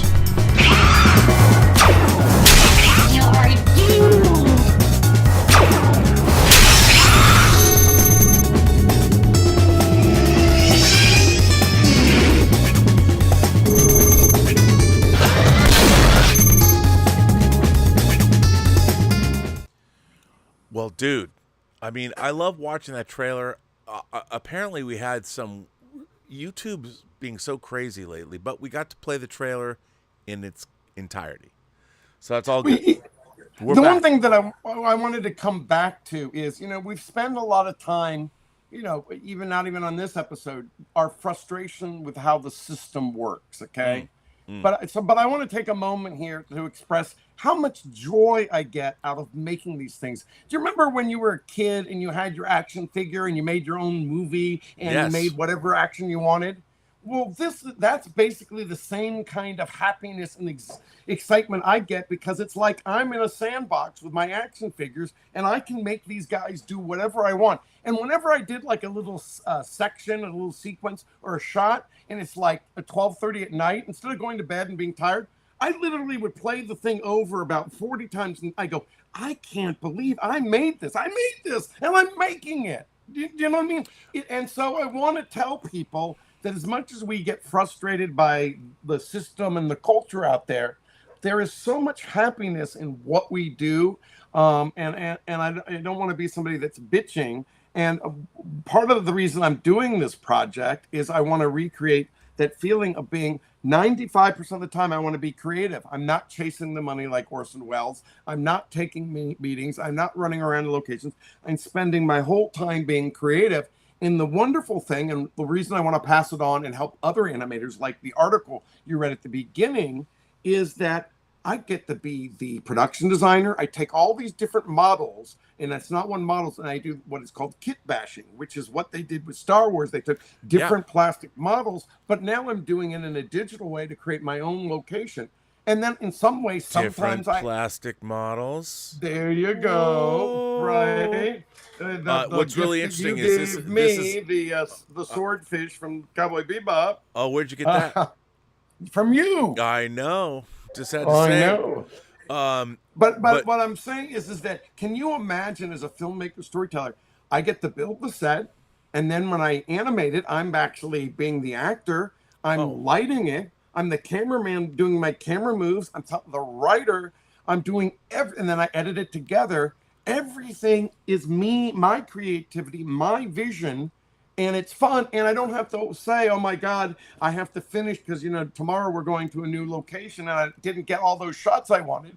Whatever shot I want, if I put in the work, I get every shot I want. So it is entirely my vision. It's not a compromised vision based on budget. And if I want to have giant spacecrafts, or if I want to have an army of aliens or whatever, that's what I want to do. If I'm going to do something crazy, like I was talking the other day, and maybe I've always wanted to do this. People go, oh, Michael, it's too gross. But I always like this idea of, these, our intestines are about 22 feet long. Well, who knows? Maybe the aliens are 50 feet long. And I wanted to do this thing where the character is backed up against a cliff or whatever, and he's not going to be able to jump, but he ends up getting the alien and getting his guts out and rappels down using the alien's guts, And some people go, oh, that's too gross. That's for a horror film. But because it's my movie, I can do whatever I want.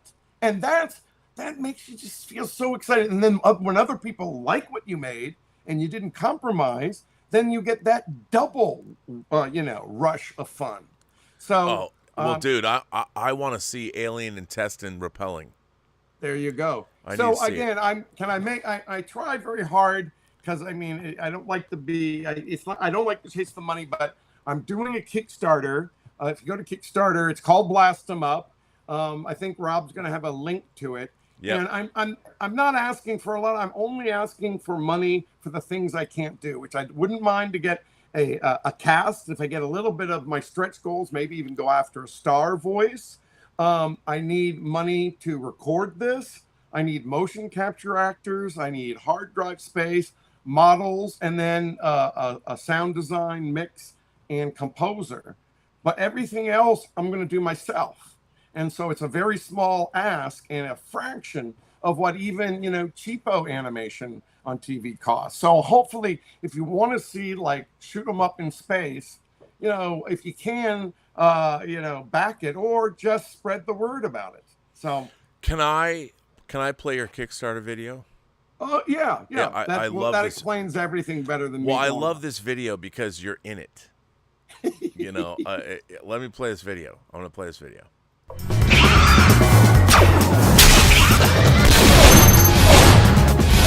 Blast 'em Up is a sci-fi follow-up to my film Shoot 'em Up, starring Clive Owen. Hi, I'm Michael Davis, writer-director of 7 feature films. I want to take the super clever gunplay that's in Shoot 'em Up and put the same cool, crazy, imaginative action into a futuristic world.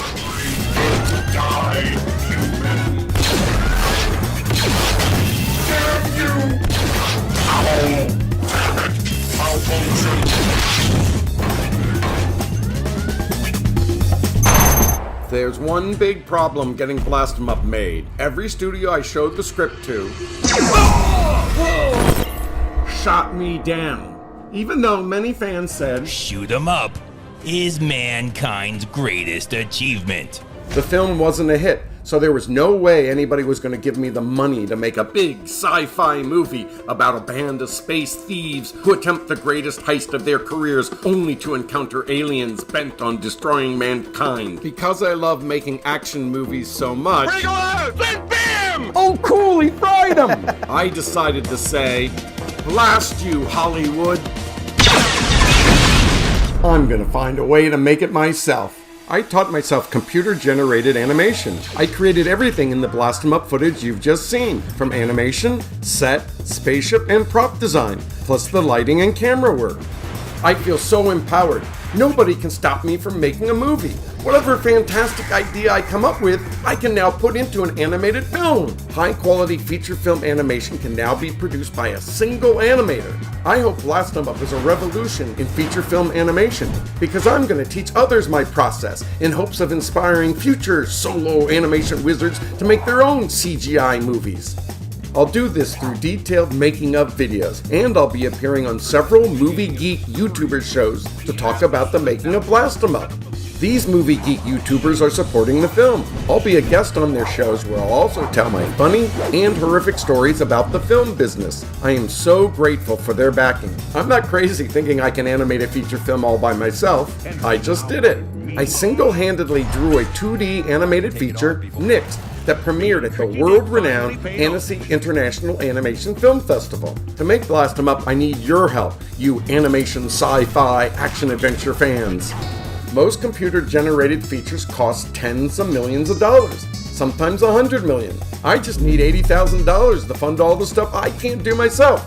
I need great voice actors, maybe even a star, and performers for motion capture shoots. Hard drive storage, CGI models, and mocap processing fees need to be covered, plus money for a composer and a professional soundtrack design. I am making a bunch of cool rewards for the support. You can even be a featured extra in the film. All backers will get to see Blast 'em Up at a virtual premiere, months before it shows on the popular streamers. Remember, if you can't contribute, you can still help by sharing the project on your social media. I really appreciate all the support and excitement for the project. Oh, I gotta get a deflector shield in here! One of the things why I wanted to help you promote this is this idea that you are promoting, not just your movie, but the idea that you want to see more one-man, women, they, people, whoever, artists. Or it could be 5 people, but scaled down. I mean, I had to feel, if you've ever seen the video that Toho Studios put on the internet about Godzilla -1, they had this small 35-person effects staff that did all the effects. And right. It is, when I saw that video and then I saw what you did with this Kickstarter video, it reminded me of the same thing. And I was thinking to myself, Godzilla -1 kicked motherfucking ass. I loved it. They had one set to have all the ships. And it was all like, you see the entire, the effects team. They got this green screen ship set that they have to make work for 5 different ships. And they won the Academy Award. 35 people. That's pretty good. You look at the end of a Marvel movie, there's thousands of people all around the world. I know. And these were 35 Japanese artists that were passionate, that made that. And it's they were all in the same place. I think about all over the world, the Marvel, just the time it took to send emails and all that time wasted that people could be creative, but it's a communication nightmare. And that's why it's so expensive, because most time it's spent saying, what are we going to do? This is what we're going to do. I approve what you're going to do. Will you fix what you just did? And it's so cumbersome. But if you have a 35-man crew, that's how you get the same quality, because there's none of this wasted time on communication. But what I love about and by the way, go to Kickstarter now, blast them up, and I'm shilling for you. I'm shilling for you. But the other thing I had this thought I want to say it before I forget, is there might be somebody out there that's just a screenwriter but not a filmmaker or not an animator, and they're thinking, well, this is great.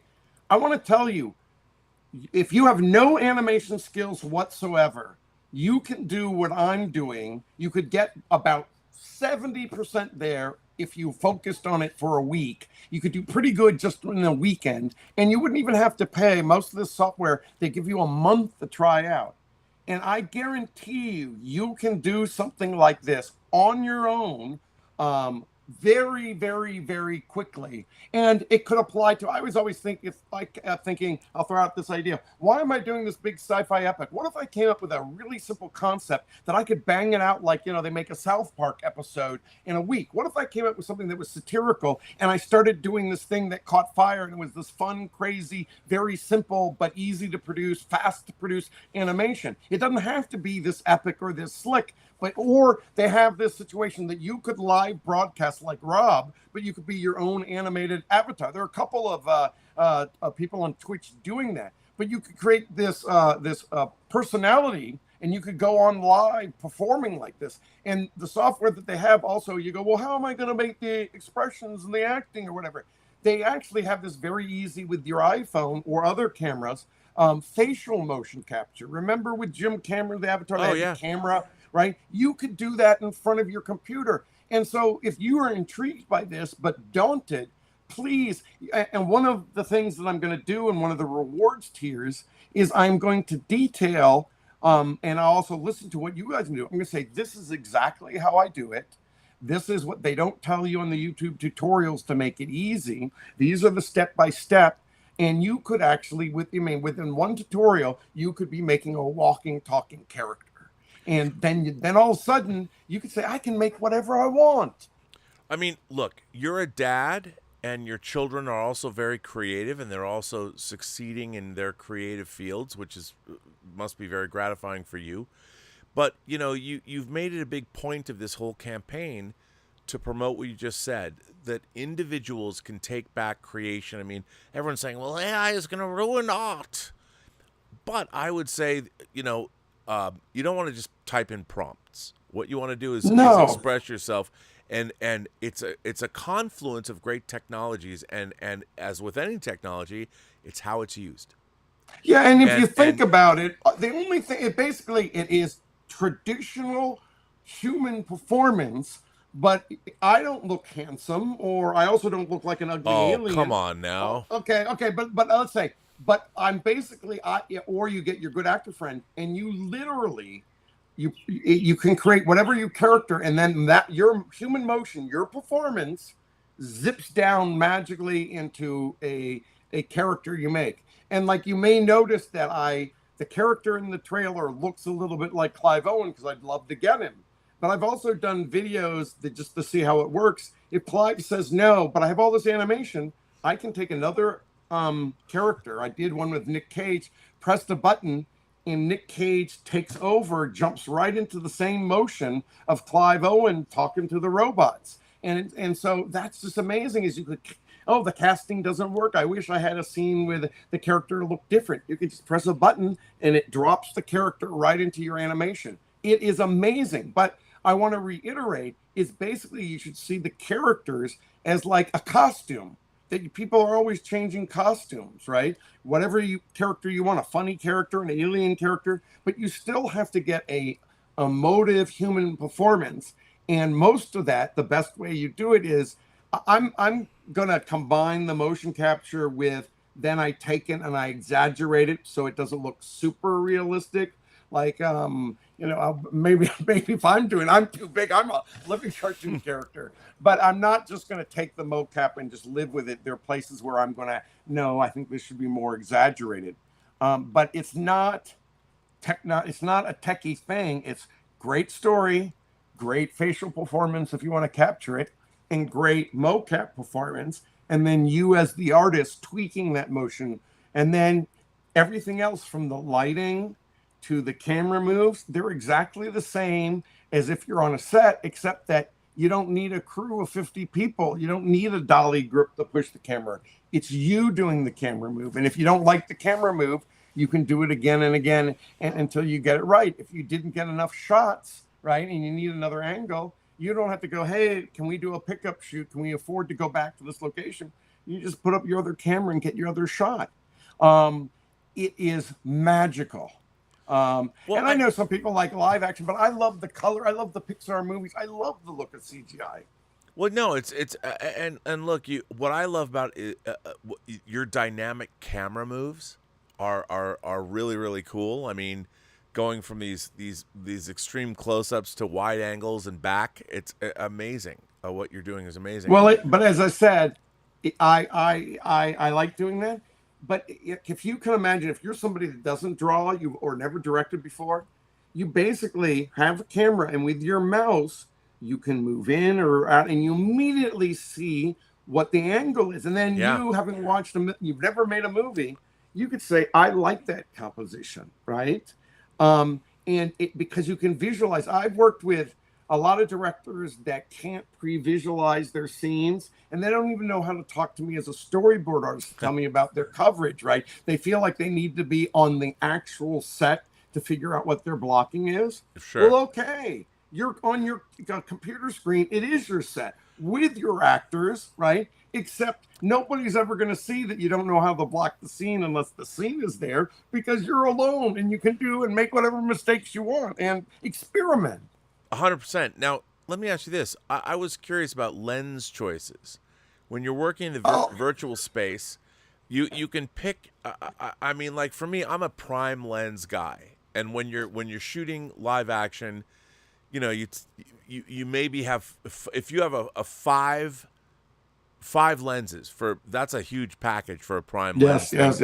I mean, Luca Guadalajara, I can't pronounce his last name, but when he made Tell Me Your Name, or Call Me By Your Name, he used 150 millimeter lens to shoot the entire movie. Well, that's actually pretty interesting. My only problem with 50 millimeter, I'm not a fan. Well, no, of 150 is fine, but 50 is boring. Well, that's how humans see. So why would 50, you? But did you say 50 or 150? 50. No, he boring. 50. I know, but that's how we see. And he shot the entire movie with one lens. But when I look at your work, I mean, tell me about the virtual. Do you make virtual camera lens choices? Do you go for I want a 35 millimeter prime lens? They basically, everything is a dial, right? Like with characters, you can make somebody fat or thin or tall or whatever. Everything's a dial. And they have everything. You can go down. I don't even know what it'll look like. A 1 millimeter would be like totally distorted. But you go from a wide lens to 1,000 millimeter lens, whatever you want to do, and it simulates when you do like a long after 50. When you go higher than a 50, the background, everything becomes more and more compressed. Right. Sure.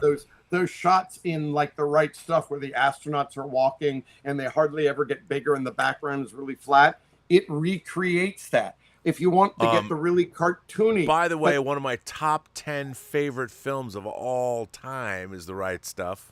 Wow, okay. Which Warner Brothers did not put out in 4K during their, I don't think anyone knows, during their 100th anniversary. That's not right. But why didn't you? You saw me trying to bite my tongue when you were talking because you reminded me of something that I want to say that blew me away. So yes. You get every lens you want because it's a dial. But I discovered something. Have you ever noticed, like when there's smoke or there is an explosion, or if you're on a desert and it's so hot, the heat waves kind of distort the camera lens and things kind of bend. It's called Shilrin. Is that what it's called? Yeah. Okay. So I done this shot where Clive Owen, the character Charlie, actually shoots, right? And I added, they also, all the visual effects are basically effects that you drag onto your screen, and then you have to position them, and then you can choose, I want the lightning flash to be a half a second or 13 seconds or whatever, and it does different things, but you can, all the visual effects are in the package. But I did this laser blast that then I also added like kind of a puff of smoke, and I was just expecting it to be kind of a laid on visual effect. I started watching it, and I went frame by frame. It actually distorted the camera lens based on the amount of smoke and a diffusion from the visual effect. Bruh. It actually, and I didn't do it at all. It just automatically did that and made it look way more like a real camera. And I didn't even touch it. It was just like, the program just does it. And I was just blown away. So yes, you can get, your camera package is everything you could possibly want, and it's they have a thing. It's basically, they do a global lighting if you want, or a spotlight, or if you ever wanted to do like just a little point light, like in the distance, they have these little circular lights, point lights that you can place, and then you can choose the color of the lights, or you could have, if you want, you can have the lights move. You can animate everything. The camera, a light. You can also, if on frame 0 you want the light to be white, and by frame 200 you want it to be yellow, it'll animate it. Everything is animatable. They also, if you end up using a motion clip, and let's say you have a guy, I don't do this very much, but it's a good way to get started. Let's say you have somebody slashing, and then they want to go backwards, and you have 2 different clips with 2 different actions. It's not like you put the 2 clips together and they can work, but you can also overlap them. So then it kind of interprets, it does half of one side and half of the other, and it smooths the animation out so you can blend 2 different actions without any kind of jump, or you don't want a delay of when the guy goes back after the sword thing. So by making it go closer and closer and closer, it speeds up the action, and it automatically figures out how to interpolate between the 2 actions. It's like, even if you like a puppet theater, it's like you might as well just spend an afternoon goofing around. So, and give me your philosophy. I mean, you're a big proponent of everybody doing this. Well, I think if anybody's compelled, they have a story to tell, in the look of a CGI animation. Every person you meet has a story to tell that you have yet to hear. You're right. And remember, I'm not going for a super realistic look, because that requires a higher skill set. So that's why I'm exaggerating the characters a little bit. I'm also, because I'm good with Photoshop, every character comes with like a map. It's like your skin. And when they take it, it ends up being like this square, right?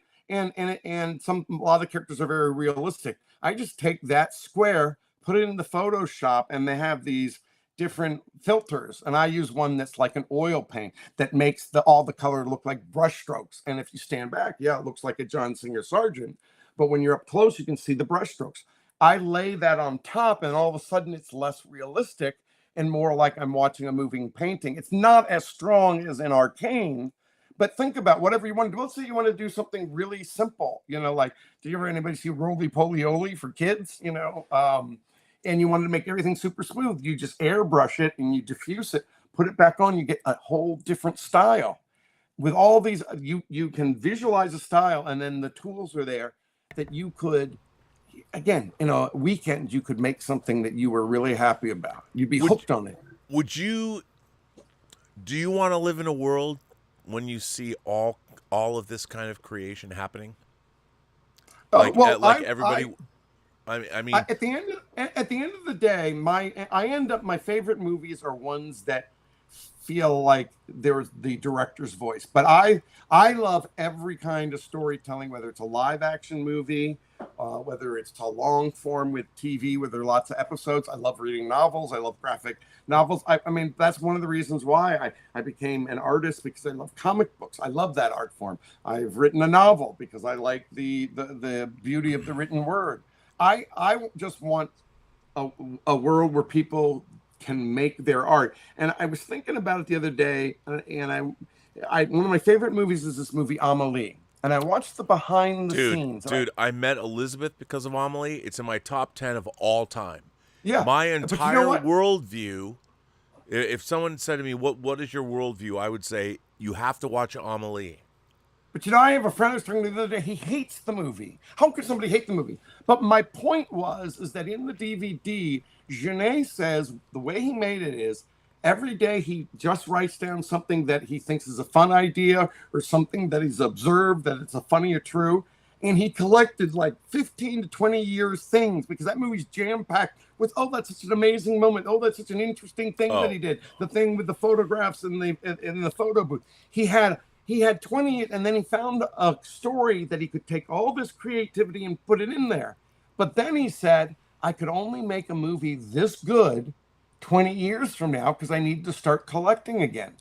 Somebody was telling me Woody Allen, whenever he would travel, when he checked in, he'd pull all these napkins and receipts where he had written little ideas down in, and he'd have them put them in the hotel safe before he lost them, right? And so as much as I love the Marvel movies, I love the big and James Bond and all that. But you know, like when I see like a Brother from Another Planet, where it's like this small, but somebody figured out a way and make something awesome, I usually end up delighting in the smaller projects people do because they're more authentic and there's something that is not copyable. They're so unique that only that person. And again, I have to tell you, so I have not been on social media until this year because I need to promote it. And I am blown away by the creativity that people are out there, from the people that are very high end, like CGI people, or people that are showing us what they taught their dogs or what they thought would be funny, or they took a picture of the dog and they put up a meme. There is so much entertainment there. And my only regret is that their entertainment is just so short form and I have to go search for another one. And I like to sit down and go, tonight's my night. I'm going to have 2 hours. I'm going to live in this world. I would love to find a way for those people to expand the scope of their creativity, that I could watch somebody figuring out, hey, here's my funny dog, and I'm going to do an essay on my dog that's an hour and a half. Whatever gets them going. I have 13 dogs here, so you can come over here and do that. But you know what I'm saying? Have you seen the amazing that people that I couldn't go? My dad wanted me to become an accountant, so I just do this as my fun little hobby on, I post these videos. We live in a world of miracles. Everybody has some kind of amazing talent, I believe, that could be unleashed. So all I'm saying is that 100%. If my methodology could help somebody, especially in the action adventure, sci-fi, fantasy, creatures, comedy, magic, right? You kind of need to have some kind of visual effect or some kind of help to make this big world, this world building. Yeah. And you can do that. But when you say, I would like anybody, if they want to make a small indie movie, right? I was thinking about, I'm a big fan of Curb Your Enthusiasm, and especially the first couple seasons, which weren't as good, but there was a very smart yet improv-y way, and there wasn't that much camera work. But if your observational humor is good enough, and you find the right, it's gonna be like, what was that? What was that? Broad City. Do you see? The show Broad City that ends up? Okay, I don't know whether you're a fan of it, but that started out as an internet show, right? Right, I know. And not Tina Fey. What was the other woman that was always in the Tina Fey movies? Amy Poehler. Amy Poehler discovered it and took it to Comedy Central. But I think even the YouTube show was about as funny as the Broad City that made it polished up for Comedy Central. You could just do that with your comedy. I would like to see more people do whatever they do that's really good or funny or unique. No, does it make sense? Yeah, and look, as creative people, we love other people's creativity. I mean, it's part of our nature. I mean, that's what we love. It's funny because we don't see it as competition, or we don't see it as, we just love seeing other people's creativity. I mean, look, to this day, Amelie, they can never, as Genet said, the new remastered Blu-ray came out as a steelbook. Oh, really? and he can never do it as a 4K because it was so digital. They didn't do a tricolor, celluloid output, so they wouldn't spend the money. So they can't make a true 4K. If they blow it, if they make it high def, it's not going to look right. No, and so the new Blu-ray is amazing, but to me, when I saw that movie in Spain, I was at the Sitges Film Festival, and one of the greatest film festivals of all time. Of all time, the greatest. The Sitges Film Festival is my favorite film festival. I've been there 6 times. You told me, and then I went because of you, because I am your disciple. But it's the greatest. I mean, the greatest audiences. It's the greatest location. It's the greatest place. I was, we're tooling around Barcelona, and there were in all the subway stations. There's all the Amelie posters, and I was like, "What the fuck is this?" And it was so wild because I went and saw Amelie and Kyushu Kurosawa's Pulse, and Pulse. I fucking loved Pulse. Loved it. I mean, the American remake is terrible, and the 3 movies are terrible. But that is one of my favorite films of the 21st century. Loved it so much. But when I saw Amelie, I had never seen a movie that encapsulated my own worldview more than Amelie. I mean, I was weeping. I literally multiple times when the guy Brodito finds the box in the phone booth. Well, she's left for him, and he goes in, and she goes in to see. This is. I'm going to keep doing this if it means something to him. And he's like crying, and like I totally got that. I was like, oh my god, and that film. So Jean-Pierre Jeunet came to L.A. and Elizabeth and I went and saw at the American Cinematheque. We went and saw Amelie, and I missed that. I had bought her a French Amelie poster that we're like, you got to get it signed, and she speaks fluent French, and I'm like, you gotta go. I can't go down there. You got to go down there, and she pushes her way through, and she's like, bonjour, speaking French to him, and he turns and looks at her, and he signs the giant poster. Wow. Wow. So we have. But see, my experience was, I can't remember, but every movie I made, I thought, the next movie won't be as hard to get made. This is the one where people go, you're so talented, we want you to do this. There was always like this gap. And I can't remember which gap it was. I'd have to look at the timing of it. But I was, again, very depressed. I suffered from depression. And I didn't even know what Amelie was. I think I saw one trailer, but I know I might like it. And I was down on filmmaking, down on myself. And it's not only did I love the movie and love everything in it and was a dreamlike state, but it made me so excited about creativity, and it made me want to make something because I had loved all the different imagination, how he did some editing and how he did a little bit of stop motion. He made the little paintings and come alive when they say goodnight to her, and he mixed all these tonal things. And all of a sudden I was lifted out of my depression. I got to make something again because I just love the joy of making. 100%. And so that's why the film is meaningful to me. 100%. That's what it is. It's all about the joy of creation. By the way, we have a few comments. People are probably waiting. NJR 1984 says, Rob, have you seen George Romero and Daniel Krause's new novel, Pay the Pipers, coming out this fall?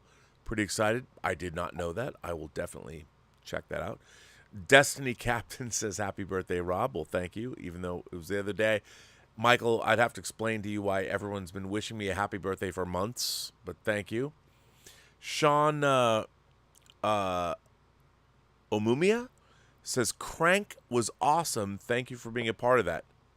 I don't know, Michael, were you a part of Crank? I wasn't a part of Crank. I wasn't on Crank, but he's talking about the Jason Statham movie. Yeah. Right? I just want to say, I love how those guys made both of the Crank movies because they thought, look, we don't get very much time. We're going to make this in 20 days. And they're going to give us 2 cameras. But then they had another couple cameras. And then we're just going to put down a bunch of iPhones. And they got a shitload of coverage. And then they could make a shitload of cuts that created this kinetic stuff. There's been no movie since then that's been made with that kind of kinetic style. But it was made out of kind of I don't want to say desperation, but inspiration of let's put together, what can we do? How can we get more coverage? How can we make this dynamic? But that the idea of what they did with Crank, somebody could take their iPhones in their neighborhood and with the right story or a horror story, make something as cinematically awesome. Like, it's not quite the same thing because they had a big budget, but I was talking about this movie Monkey Man. And Dev Patel, great actor. I can't believe this guy made such a phenomenally crafted, fun, cool, cinematically edited movie and starred in it, because you can't even see when you're directing. You have to see, but he's acting in it. The guy is amazing. But that has the same Crank. There are sections of it that had that Crank feel. I can't believe. So talented. So amazing. So good. Yeah. So good. And I have to say, I know you're can I interrupt? I have a problem that I equate volume with passion and effusiveness. And I know I'm very much aware that I am a nut. I'm like Doc Brown. You don't have to apologize on this channel. I can't help myself when I get excited. Something goes inside me, this energy, but it's sort of, so some people it's kind of weird. And if it is, I'm sorry. I'm just this weird guy. And I know. You do not have to apologize here. Okay, We're all, Charles Becerra says, too hard on yourself, Rob. I love free enterprise. Well, thank you, Charles. I appreciate that. I wish I could get it back from our executive producer and put it out in 4K. Maybe one day. We can do an animated version of it. We can do a remake of it. Well, we could do the second free enterprise too. Maybe we will. With Leonard Nimoy, Shatner, with his rights. Yeah. I mean, I will never use an AI voice for anything ever. No. I didn't say a voice, but as long as you get the license to use his likeness. Oh, you can sculpt one, and then you get an actor, right? That's true. I'm not talking about doing any. I'm not anti-AI, but I'm not pro-AI. All I know is that I want the hand of the artist to be the most prominent thing. Me too. No, me too. 100%. William James Music became a member of the channel, became a PGS hero. Thank you. Tom Jr. Jackson says he posted the link for the Kickstarter, which is great. Tom, thank you so much. Thank you. Octavio sends in a tip and says, "Hey, Rob, thanks for your recommendation of the book, Project Hail Mary. I heard the audiobook of it, and I loved it." Well, that goes before the cameras. They're making the movie in June. Ryan Gosling is starring. Do you have any recommendations of any other books? Thanks for everything you do. Red French Moon also says happy birthday, and so does Tom. I have so many book recommendations. Project Hail Mary is one of the most entertaining books I've read in the last couple of years. It was written by Andrew Weir, who wrote the book The Martian that the movie was based on. It's his third novel. It's so good. It's so good. Can't wait to see the movie. But it's funny because that movie that book lives alone. If you like Project Hail Mary, this is a totally different kind of book, but the feel is kind of the same. And this is if you don't know this book, it's a time travel novel. It's one of the most entertaining genre novels you'll ever read. It's called Replay. That's great. I've read that. Yeah, it's by a guy named Ken Grimwood. And he passed away. He wrote another book after that. And Ben Affleck at one point. They've tried to make Replay into a movie for 30 years. They'll never be able to do it. It doesn't work. It really is a movie that doesn't. I mean, how about as a series? Maybe as a series. Maybe. I mean, you'd have to, a series it would work. You need 10 hours to set up the whole scenario. But Replay, if you haven't read that book, I mean, if you like Project Hail Mary is E.T. and Replay is Back to the Future. So if you like Project Hail Mary, it's E.T. and that was 82, and then you graduate and you read Replay, it's Back to the Future. They're both wildly entertaining novels, and I think you'll like them. Well, Michael, we've been on for 2 hours. This has been great, and I wanted to delve into Megalopolis, but I can do that later.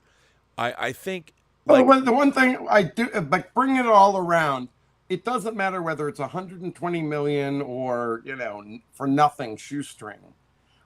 He's doing this because he loves the art of creation, and he also wants to do justice to his vision, and he happens to be in a position to do it. But I bet you what his vision is, 120 million is probably not even going to be enough, but good for him for, I'm going to make this, I'm going to pay for it, fuck everybody else. And that is the spirit, it's a gigantic amount, but it's the same spirit as you and I just making stuff on a shoestring. And I hope the thing is a success. I'm excited to see it. Well, that's what, I mean, the funny thing is, I mean, obviously, there is such a weird streak of cynicism. Everyone's looking at Coppola, they're just waiting for him. And the fact that the movie is so polarizing, as it should be. Yeah. Like, look, he already made The Godfather. He already made Apocalypse Now. He already did that. That was in the fucking 70s, man. It's 2024. He's 85, 86 years old. His wife passed away. He's had this passion project, and if you didn't believe in him, he's like, fuck you, I don't care, I'm making it anyway. I'm gonna sell half my vineyard, and I'm gonna make this whatever. He's an artist to the end. Now, yeah, and that's really rare. Most people would say, from a big blockbuster, very few blockbuster directors will do that.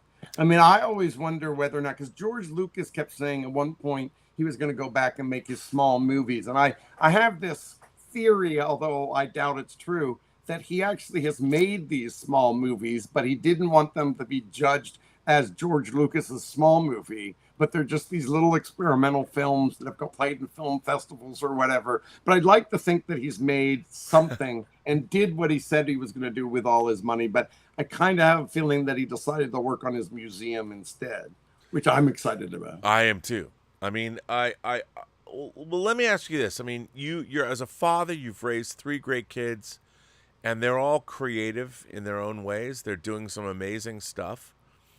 My audience runs the gamut. Mm-hmm. If there's anyone out there who's watching this and is unsure about going in with AI looming large and unsure about what they can do, is there any advice you could provide to anybody that, words of wisdom, things that people need to know about a life of creativity that you could impart to them? Well, you did remind me. I did want to tell you a story when I was talking about the positives of being more of an artist and less worrying about the money and the frustrations. Like 2 weeks ago, my daughter calls me. She's at School of Visual Arts. She's an animation major. And she says, I want to get my friend on with you. He doesn't believe me. He just saw Out of the Blue 8 days a week, and he loved it. And then I said, well, that's my dad's movie. No way. And you got to tell him that that's your movie. And gets on, the guy gushed, right? Not only did I get this nice thing that I made this movie a long time ago, somebody's rediscovering it, but think about how my daughter, this experience for my daughter, like when I'm dead, she's going to remember, my dad did all these things and people came up to me. I love your dad's movie. He was somebody. He affected my life. That is so priceless. You can't pay for that. Nope. But the other thing is some people, I didn't do this, but I actually think there's some wisdom to it, is maybe if you can, having a life of creativity, if you can find like a safety net, like you have some kind of job that you're happy enough doing, but it gives you the freedom and time to create, then you don't have the burden of having your artistry pay the bills. And that's really fun, because when you're not worrying about money and then your decisions are purely about what's best for your vision, that's really great. But you have to judge the type of person you are. Can you handle the ups and downs? Because you have to have a little bit of armor. But I think it's worth it. I've gotten so much joy. There's nothing better than creating something. I don't know. I don't think that's super wise. No, but I agree. You must have something. I agree with you. No, I mean, I it's the same thing. To me, I mean, I remember when I was 10, I got my Minolta XL 601 that had an intervalometer on it. You know, stop motion. Yes. And I started making movies with my Star Wars figures. And one of the funny things that I realized, my dad, I couldn't go to this science fiction convention, and I was sick. And my dad, I was waiting for months, and my dad went anyway and bought me some stuff. And one of the things he bought was someone's painting, and it was a beautiful painting. It was a big painting, but it had like a sunset over the top of a planet, and it had stars.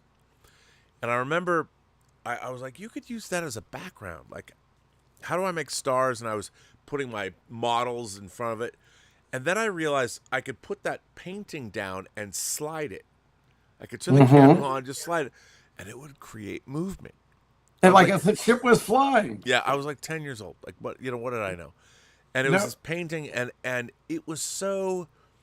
I mean, it's so funny. Back in the day, when I had to take my 3.5-minute roll of film to Photomat, yes, to develop it, you literally had to drop off your film that you'd shot. You couldn't see it.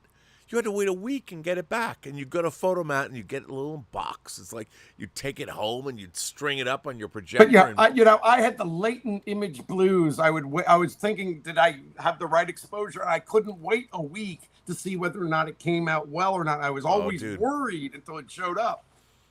It was unbelievable. And I think that, any creative endeavor, you can't worry about whether or not it's good or bad. That's not the important thing. The important thing is learning. It's putting yourself out there, creating something. Because here's the thing, it doesn't matter whether it's good or whether it's bad. What you're doing is you're expressing something that's already inside of you. You can't make it go away. You have to follow it and see where it takes you. And what do you learn from that? Well, you also reminded me, and we rarely ever talk about it, but there is a residual byproduct that's really great. Is like, the conversation we have here about creativity and what we're working on or whatever. You're going to build a community of other people that are passionate. And your conversations are much more enriched than when you go, what'd you do with your weekend? Oh, I cut the grass and I watched the Dodgers. How are the Dodgers doing? Right. And they're good. But you really feel a special connection with other artists, because the second best thing to creating stuff is talking about creating stuff. And your friendships are so much stronger. You feel this great support because the other person knows what you're going through, or a group of people, and the laughs you have about talking about what you're doing or comparing it to a big Star Wars version of it. The friendships are so much, and I call the conversations very nutritious, because they actually have meaning for you. And I think that is also the byproduct of being creative, is the community that you have these really cool people that come into your life. Oh, I 100%. And the funny thing is you never know. I mentioned this to a German friend of mine I was talking to recently about the German philosopher Goethe, I'm paraphrasing, talks about when you actually commit to doing something, whatever that thing is, when you've committed to action, whatever that action, whether it's artistic or domestic, whatever that action is, when you commit to it, the universe, the tumblers of creation will start to move, and they will click in your favor. Because when you commit to action, other people know that you're committing to action, and things start to happen. Everybody wants to be involved with, like, if you're a passionate person, you're a passionate artist, and you want to make something, you want to do something, if people can see you can't fake it. You can't fake that passion. People have to believe, man. You have to make them believe. They see and you reminded me, like, I'm doing the Kickstarter thing. Prior to this, a year ago, I've been using the motion capture with the cameras, but I had seen that there are these people that have been reviewing these motion capture suits. And these guys came on, well, I actually was doing these videos, and such company reached out and said, could they send me a free motion capture suit if I did like a little review on it, right? And I go, I wouldn't mind that happening, but I don't know. I'm not going to do it. Well, somebody wrote me after I started the Kickstarter saying, hey, maybe we can help. I work for this company. And, blah, blah, blah, blah, blah. The other thing I want to say is that you can start being an artist at any time. I tell people, Raymond Chandler started writing novels when he was 48. Tom Clancy started writing in his 50s. And I can't remember the film, but there was a guy who won the Academy Award for best screenplay in the past 10 years. And he started writing, or he was in his 70s when he won, right? So, every once in a while, when I start thinking about what if I'm getting really old and I'm going to be in a nursing home and it's going to be, I'm just watching I Love Lucy. I'm like, no, I'm going to be in there with my computer at age 40, age 80, making something, and I won't be alone, and I'll be talking to people like Rob or whatever. I'll be right next to you. Michael, what if we tried this? It'll be great. Right. It'll be I'm fantastic. going to be making, and then James Bond will run. Anyway, I'm not as fearful of the being old because I think I'm going to have the tools to be creating. And most of my classmates that are are just live action people that don't want to embrace the new technology. Some of them are way successful. Maybe they just want to travel the world. But I kind of feel like I can be making movies in my 80s when my other friends are just like retired and bored. And I'm excited about that. I am too. Well, listen, on that note, my friend, this was a great show. Thank you for having me on. It's always a pleasure. Thank you. I really appreciate you. Where can people find your Kickstarter? It's on Kickstarter. Blast them up. If you went to Kickstarter and just go blast them up, you'd find it. Or if you can't remember, just go to blastthemup.com and it has all sorts of information there too. Well, listen, this was a great pleasure. It's always fun to hang out with you. Thank you so much for being here. I want to thank Tom Jr. Jackson. I want to thank everybody who generously supports this channel via Super Chats, tips, and memberships. There will not be, by the way, Skiz Spivak Esquire says, have a real rip snorter of a birthday, Rob. Thank you. Joe Panora says, happy birthday, RMB. Have a nice glass of red. I would love to.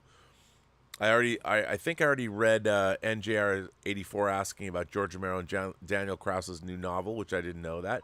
Destiny Captain says, happy birthday, Rob. I think I've got everybody. I think I've caught up with everyone. Charles, yes, I've caught up with everyone. Thank you. So we will end this show. There's no member call tomorrow because I have to deal with work. But there might be something interesting, so look out for that. I'm going to see how I can make it work. But Michael Davis, thank you so much for being here. And remember, every person you meet has a story to tell that you have yet to hear. And all you have to put into CGI. No. All you have to do is listen. And with that, I say to all of you, have a better day.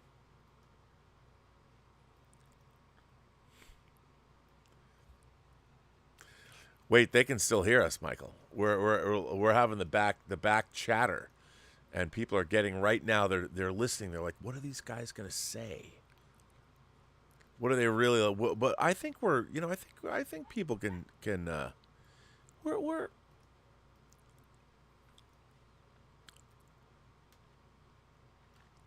It's true. It is absolutely true. 100%.